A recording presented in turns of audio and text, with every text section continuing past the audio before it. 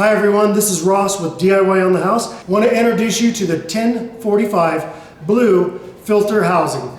And this was sent to us by SimPure, and we're excited to get it and give it a try out. Show you the attributes of the system and how to mount it and install it. Everything that was included in the box was 2 rolls of Teflon tape, a mounting screws and the mounting bracket itself, and also a wrench for removal and installation of the cartridge. Then you also have the installation brochure itself. The great thing about this housing, a standard 4.5 by 10 inch filter will fit in this. The water connection is 1 inch, but it also has a brass sleeve in there. Most of them come with just threaded plastic, and that tends to either strip out or leak over time. The brass gives you a good solid fitting to screw into and tighten it down. It also comes with a purge button. When you're changing the filter, you just depress the red button and that'll relieve the pressure on the housing itself to where you can actually remove the filter. If you have any type of pressure on the housing, you will have a tough time and possibly not be able to get that open, and that's just on any filter housing as well. You have a dual set of O-rings. Typically housings just come with 1 O-ring up top. This gives you an additional one just to make sure everything seals properly. And that's huge because I do run into that a lot. I've been plumbing for over 27 years, and I put a lot of filter systems in, and always seems to be this is the weak point. And so SimPure actually took care of that, adding an additional O-ring on that. Now, as far as the bracket goes, it's very sturdy, it's very solid metal, and I'm going to show you how to mount that. It gives you a nice solid wrench. Here's one thing you won't find on other filters is they give you additional purge kit. And that actually goes when you push this button. If you have any type of hard water, these tend to get caked up over time, and so they'll end up leaking. So they give you that additional package. You'll just keep that taped to the housing itself or to the bracket for future use. I'm going to go ahead and get the installation started. So we're going to go ahead and remove the sump.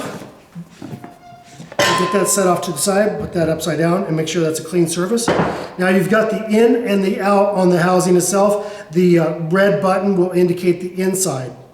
On this, I highly suggest just using a screwdriver.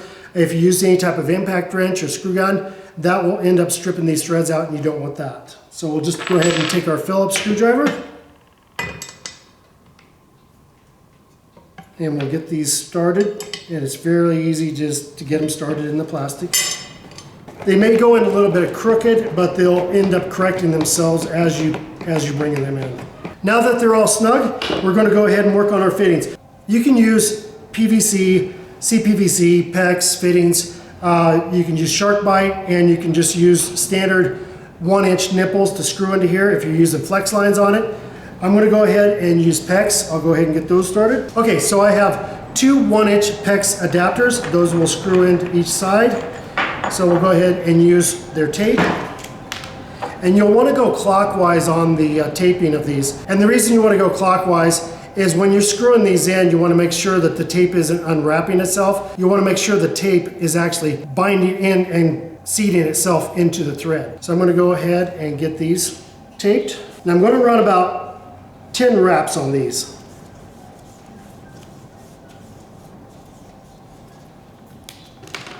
And once I'm done, I'm going to take my thumb and my fingers, and I'm just going to press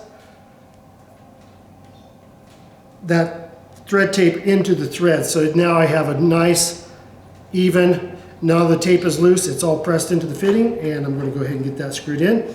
And this is where you're going to need a wrench. I end up using just regular channel locks. Seems to work the best for me. Okay, we'll get that tight, and we'll go ahead and get the next one done. We'll go ahead and insert that into the other side.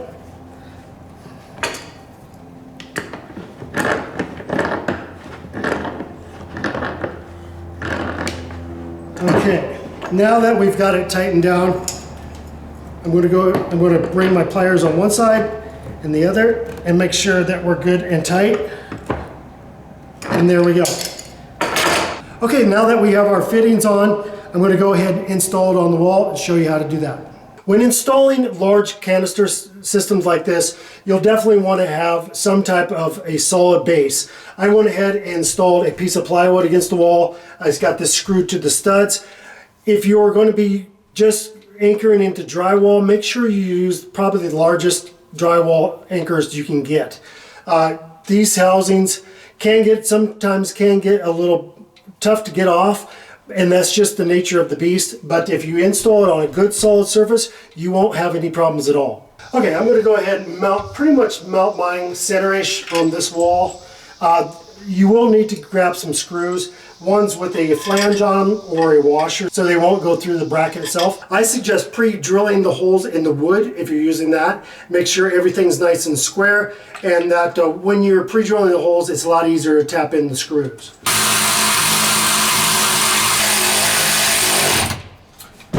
Okay, there we go. It's nice and sturdy. This unit isn't going anywhere. No matter how much twisting you do on it, it is in place. That's what I like about the quality of this filter housing. Everything on it is nice and quality, nice and thick material. I did forget to mention everything's food grade, so you don't have to worry about that. Everything that flows through is no problem. So when you're doing the plumbing, just make sure that you're not running any piping under the filter sump. The blue part that goes on here. You want to make sure that when you remove and replace filters, it's with ease and you don't have to worry about that. Also, I suggest putting a valve on each side of the inlet and the outlet side, and that'll ensure when you need to change the filters, you can shut everything off, hit your red button, and that'll relieve all the pressure on the system. You won't have to worry about trying to crank this thing off. It'll just easily come off itself. Okay, the system is installed. We have our inlet valve on into the head unit, and then our outlet, and then we have our valve here as well to shut that off. As far as installing the sump, I always suggest using some lubricant, and always a food grade lubricant, so you won't have to worry about any contaminants getting into the water. So go ahead and put that up there. I just put a little dab. We'll dab both of those O-rings, smooth out that, and then we'll install our sump.